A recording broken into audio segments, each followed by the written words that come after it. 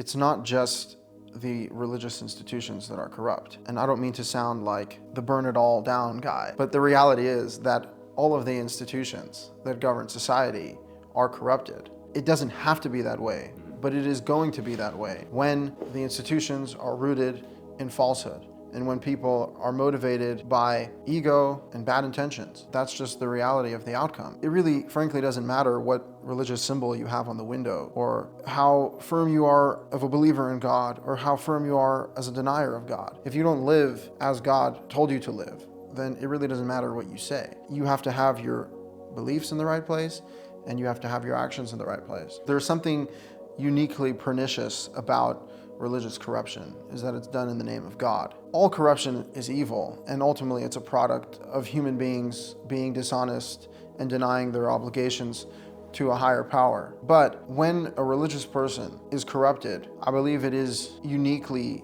bad. The third commandment is, do not take God's name in vain. God will not cleanse those who take his name in vain. That is by far the worst sin you can commit. Not only are you a sniveling evil bitch, you're also using the name of the Lord. What's almost comical, but mostly tragic, is that the people that are so religious, that quote unquote embody godly values, are the least godly people. They're usually pathetic looking, they live sad lives, they're either celibate or they have no connection to their physicality. We're talking about anti-life ideologies that are masked as religion and God's will. The same way that people have an evil inclination, they have a good inclination. People want to grow their good inside of them, but when good is misrepresented to them and they're told, oh, this is good, oh, that's good, when it's actually not good, they'll continue to do the bad thing, believing that it's good, even as their life crumbles and they completely destroy every aspect of their personality. They shut down all of their desires. They break down their humanity, but they're doing it because they're righteous, because they're trying to do the right thing. God's not supposed to be in conflict with who you are. True divinity is in line with life itself. Life is a divine experience. You know, one of the classic tropes of religion is that this world is nothing, and there's like a great rabbi that says it's just a hallway, you know, it's a nothingness, like this creation is just, we have no idea what exists in the infinite realms of reality. But God created this world with very specific intentions, and he calls it a good creation, and it's a beautiful creation. And we actually have no idea how good life can be. But to state right off the bat that this life is inherently bad, or, you know, Buddha says, you know, life is suffering, all of these many varying bad religious ideas, even in Christianity, which is rooted in the Old Testament, but they bring in the character of Christ, who's essentially glorified for his suffering. Well, why is that an ideal you're looking for? Are you looking to suffer? Are you looking to bear the sins of everyone? Right? That's not actually greatness. The truly great people who are blessed by God are given beautiful lives. They're given lives of peace. They're given lives of plenty. It's not that they don't have hardship, but even take Abraham, who's the patriarch of the father of multitudes of nations. God says, by the end of your life, you have all of your goals fulfilled, you have all of your blessings, and you're going to die in a ripe old age with all of your loved ones around you. That's goodness. People do not know the Ten Commandments at all. These are the most fundamental principles of reality. The one time in all of human history that God appeared to an entire nation and spoke to them. These are the 10 things he said, the 10 utterances, the 10 phrases that are the foundations of reality and morality as we know it. The idea that people think they have something to add to God's word is blasphemous, it's insane, and it creates inevitable confusion that's so terrible that people just find themselves disconnected from God. You know, there's an interesting practice amongst the Orthodox is when they study in yeshiva, the peak moment of study is when they fly across the ocean to go study in Israel. If you read the Torah says, for this book, this commandment is not far away from you. It is not across the sea. It is not in the heavens, right? It is in your mouth and in your heart to do it today, right? And so what do these people do? They say, oh, you got to go across the sea. Oh, you got to run into the heavens. Oh, you got.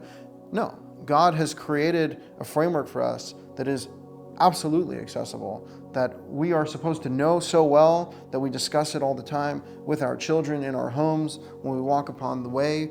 This is a way of life. It is not meant to be something that you close yourself in a box in order to experience a book. The book is supposed to guide you on how to experience life, which is what we're actually here for. God creates such a clear landscape for us, such a beautifully laid out world where his commandments are so intuitive with what it means to live and be a human being, yet people can come along and twist that to create some sort of corrupted narrative, and people will just repeat it as truth, even though it's obviously a lie. It's just factually untrue. We see this in secular culture as well. People saying things like a man could be a woman. This is insane. It's clearly a lie, right? Yet it's a lie that will be perpetrated on the basis of feelings like, what about their emotions? And this is what they believe. Not everything you believe is true. Not everything you feel is right. That's what it means to be humble before God, is you allow his truth to overwhelm you. You allow his commandments to guide you. And that's what it says in the Bible, do not follow after your heart and your eyes, right? Because you stray after them. Well, your heart is your feelings, it's your emotions, and your eyes is your sight. That's all you know. Don't follow that, right? Well, what does that mean? That means that there is a higher truth that you need to humble yourself to. There is greater wisdom that you need to receive. There's sight that you don't even comprehend and that you can't even fathom. Again, getting back to the Genesis story, Eve's attempt by the advice of the snake of all creatures to be like God and to have her own understanding of good and evil, right? God knows good and evil, but you can also know good and evil. But can we? We can't. It's introduced to the woman, and she's susceptible to it, and she sins by wanting to go and get this thing that's outside of her realm. She's in this garden. God put her here. She's a human being. She's in this garden. She has her man. And now where is she? She's out there with the snake gallivanting around, trying to gain knowledge that God has, Well, what are you doing?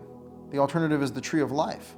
You should be eating from the tree of life, right? Well, she goes and she commits the sin, and the man comes along and eats right out of her hand, right?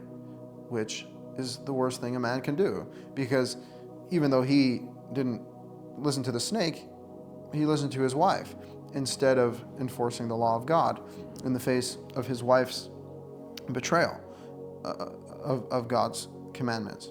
And again, these themes continue to the modern day.